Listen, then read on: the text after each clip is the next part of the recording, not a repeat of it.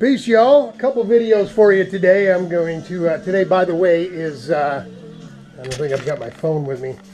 It's Thursday, the 13th, 14th. You tend to lose track of the number of the days out here, out in the country. You can see everything's gone. It's burned up and gone. I even moved the fire pit. We've blew out some spray paint lines of where our tent could possibly go. If we went all the way to the end of our little porch here, it would take us out 20 feet. Is going to take us all the way out to here. I know that doesn't look like all that much, but it's really just two of those pop-ups, right? Two 10 by 10s or 10 by 20, although this is 12 by 20. We initially wanted to put it sideways because it has one end door and one side door with 4 roll-up Velcro windows or vents like a tent, right? Not sure. I think if the door was on this end, that the side door would be on that side. At least that's how it was pictured in the advertisement. Really doesn't matter. We would put the end door on that side, which would put the side door over here. Again, doesn't matter. If we come out the door and Sherry can open and load her stuff in her half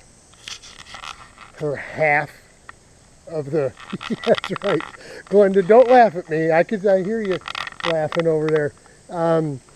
Yeah, you know, I'm going to share and share alike, you know, but I mean, some of this stuff, the yard stuff, it has to go in there. Stuff we've got, it has to go in here. So there has to be a little law and order to this as well. I'm going to have to dig up some more. I think a lot of that stuff over there is really from cleaning the chicken coop when he had the chickens. You're right. You clean out the old straw and the poop and whatever, and he was just throwing it underneath because it comes up in these pieces like you know, like I don't know. So we'll probably end up getting rid of this, but we've gotten rid of a whole bunch of stuff. We dug all this out. We're going to have to fill this in with some topsoil, you know, at least some clean fill dirt. You see the deer have been in here. I don't know what they're doing, playing with the apples or something, but they've been digging and looking around in here. I'm going to fill this so you know, we can mow it. Just like it doesn't need to be grass. It can be clover and stuff like this here. But we got to fill it in. It's got to be flat. I've been dealing with a guy on the marketplace on Facebook. There's a bunch of free dirt type advertisement things, and they tell you free delivery, right? So I knew the one place, I think was in Royal Oak or Warren or something, over by the Roseville house and maybe even a little further west. Another place in St. Clair Shores, which is down the river, down the lake from here. Still not many people want it. When it says free delivery and you tell them you live out here in the country, they make an excuse why it's not cool. The guy actually, we went from, he said, you got to take at least 20 cubic yards. I said, okay, I don't even know what that is. How many dump trucks is that? Just one or half of one or two or whatever? And I told him, you know, if you're coming all the way out here, I could take you, I'll make it worth your time. I could take 2 or 3 dump trucks. And then I told him I'd even pay him $50 a load for free dirt, right? Then he tells me, can you take a train? He means a gravel train of dirt.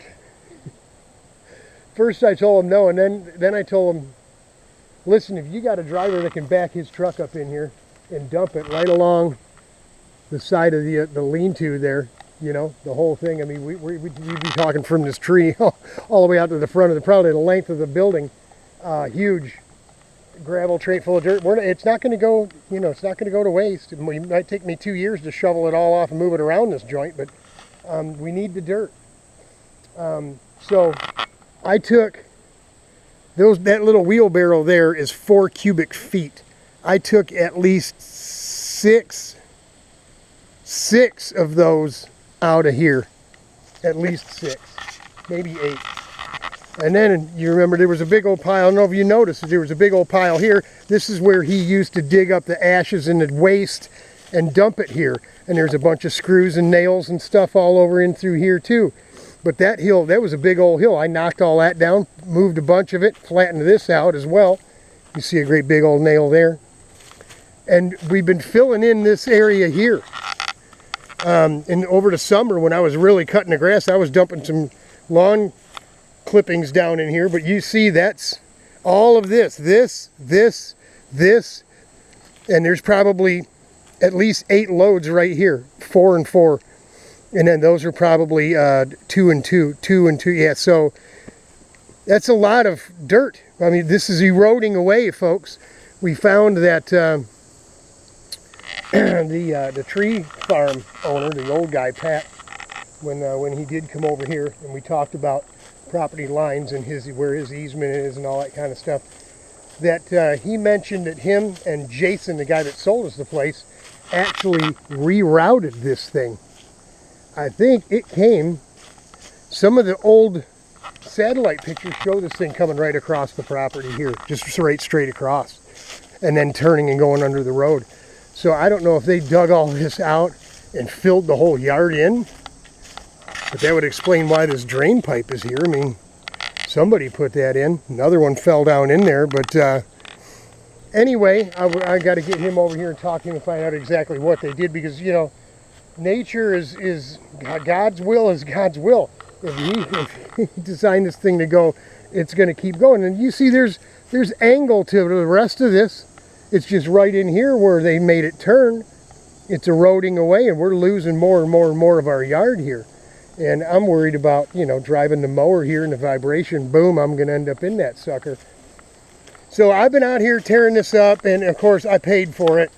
Doing it all by hand with a shovel, even though my foot feels a bit better. I mean, it's still a little tender. But now my back is tweaked, and it isn't just the surgical area. I had a problem on my left side. My first original laminectomy, whatever it was, when the disc blew out, ruptured, and they went in and fixed it 10, 15 years, 12 years before I had to get the screws put it in. I had that damage went down the right side. I had a right nerve damage, and the through my butt cheek, down the back of my leg, all the way down to down through the bottom of my foot, before I went in and got it worked on and looked at. But the latest, the big heavy fusion, was really done because the nerve damage and stuff went into my left hip and down my left leg. Now I must have a pinched nerve or something, because I feel it through my right butt cheek and the nerve in my back. It's that zing. You get that zinger. And I'm telling you, after having fusion surgery and surviving and healing and getting I'm gonna plug your ears, Glenda, half-assed normal life back, physically, activity-wise, it's kind of frightening to feel that zinging, pinched nerve feeling again, thinking, oh man, I can hear the doctor, I can hear the surgeon in my ear again. It's just gonna continue to degenerate. Thought I had more time than this, though, you know. But it is what it is.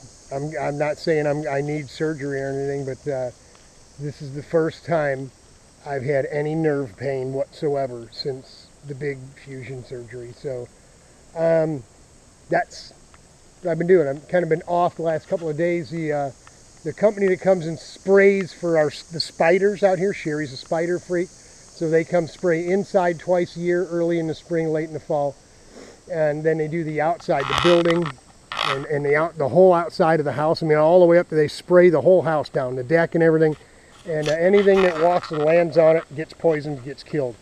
They don't die instantly, but they'll take off and fly around for a while, and it kills them, even after it's dried up. Noticed they came today, there was a great big wasp nest. Bald-faced wasp. Hornets. I'm sorry, bald-faced hornets, the guy said. They're black with 2 white stripes on their head, and sometimes it's down their back too. I noticed them when I was tearing up the chicken coop. But it was a big old paper thing, man. It was up there.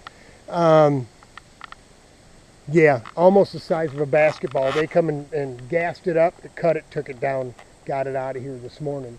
So he said to stay you know, since I'm allergic to all that, so he said I'd stay away from the back of the yard for today. So, part 2 video coming up next. We'll explain what I got going today. But man, it is nice and quiet out here today. He came at 8 o'clock this morning, dew all over the grass.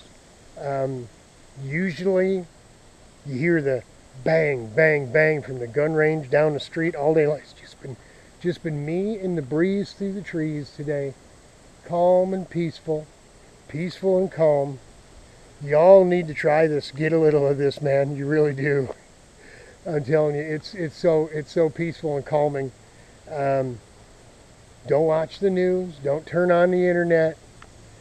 Don't worry about what these crazies are doing. You know, just come out and listen to the earth.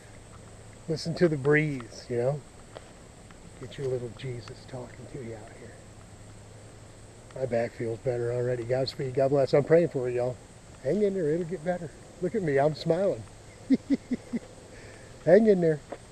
We'll see y'all in a bit. Part 2 coming up. Just inside.